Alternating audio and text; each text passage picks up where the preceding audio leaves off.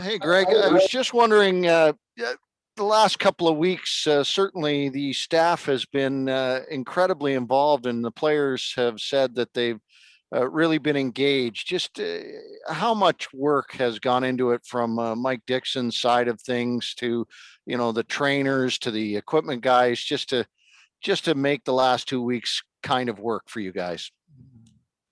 Yeah, it's been really impressive what everyone's been able to accomplish during a trying 2 weeks.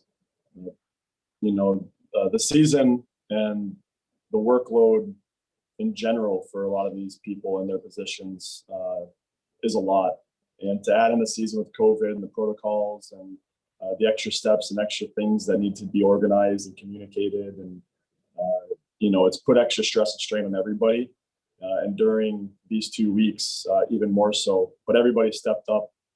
It's really impressive, the quality of people we have on our staff, their ability to handle situations like this. And we're all very thankful for the people that we have here that did such a good job to keep us all safe and organized and prepared for this return as well. Well, as you say, the regular season and the things that happen, it are enough, and you add these things in. Players in, players out. Couple of new players on the ice today for you. Your thoughts on the new additions? Yeah, it was good to see some new faces. Getting to know them via phone or Zoom calls. It's good to see them face to face. Good to see them on the ice. I've seen plenty of video, but it's always a good test to see them move and get into our practice and our environment. We have some more really talented players that are joining us. There's lots of games moving forward to get guys reps and give them opportunity to develop themselves and get comfortable with this league and this level. So today was a good day. It was a good practice. The team had knocked off some rust yesterday. Talking to the guys, you could tell they felt a lot more comfortable today. Their hands, their puck touches. So we're trending in the right direction and preparing for the weekend. Is that what allows you, with all these guys coming in, is that what allows you to even entertain playing the amount of games you guys are going to play down the stretch here? I mean, it certainly helps. I don't know if the number of bodies isn't the reason for why we have this amount of games in the stretch. Just the need and want to make sure that we're fulfilling our obligations for games played in the season, for ourselves, for our opponents, for the players. And given the 2 weeks off, management and Lawrence have done a really good job at talking to the other teams and scheduling out a plan so that we can get those games back. Next question goes to Nick Barden. Go ahead, Nick. Hey, Greg, obviously the season isn't over yet, but I was wondering, what is one thing that you may take away from how this season has gone?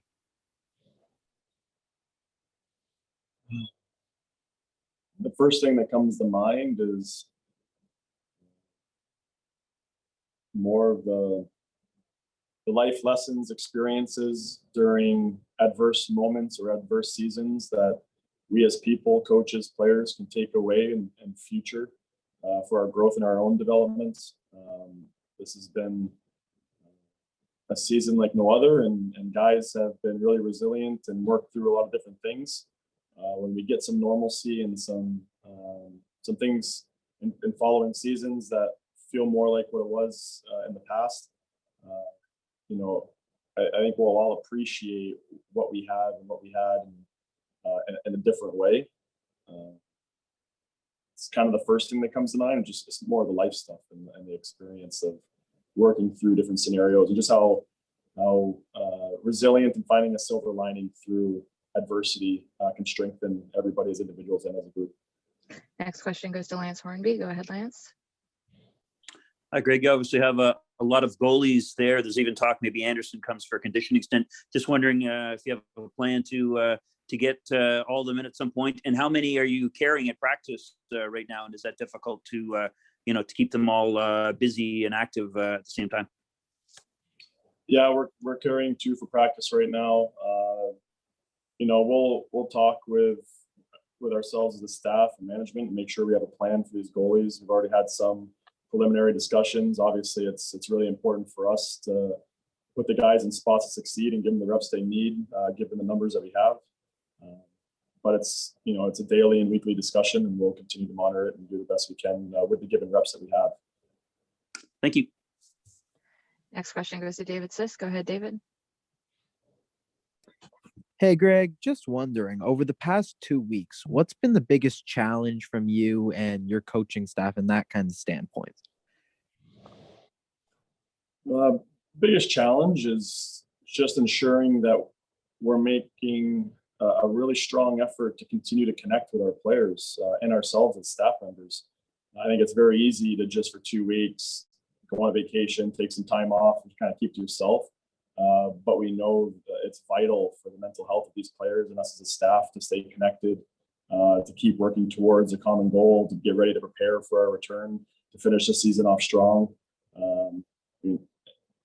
Probably the biggest challenge, just making sure that we're taking the time to communicate with everybody. When you're in the building, you're coming in day to day, and everybody's face to face under one roof, it's very easy to communicate very quickly and have touches and accomplish what you need in a shorter amount of time.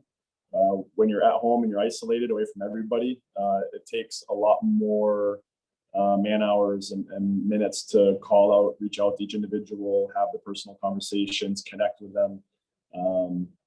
So that is just a more challenging way, just more time consuming, but definitely worth it. It's something that I thought our staff did a really good job over 2 weeks. And last one goes to Joshua Cloak. Go ahead, Joshua. Hey, Greg, Todd kind of touched on this, but you have 13 games in 20 days, which is a lot. And you're also carrying a lot of players right now.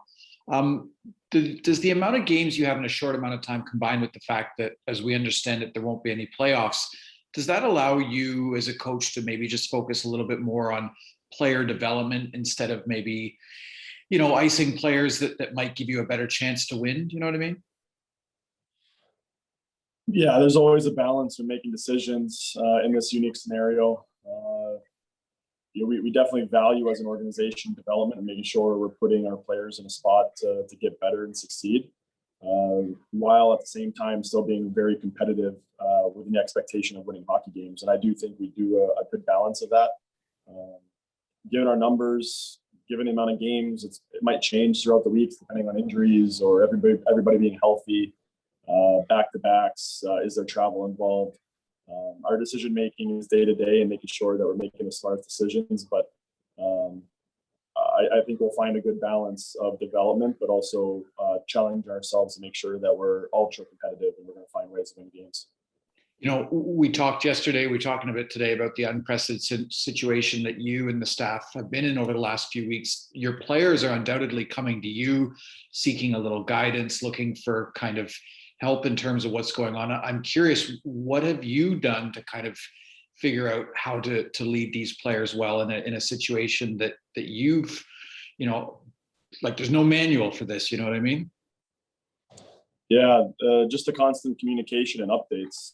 Our staff's done a really good job of reaching out, phone calls, text messages, Zoom calls, daily emails with daily updates, just making sure that they're informed.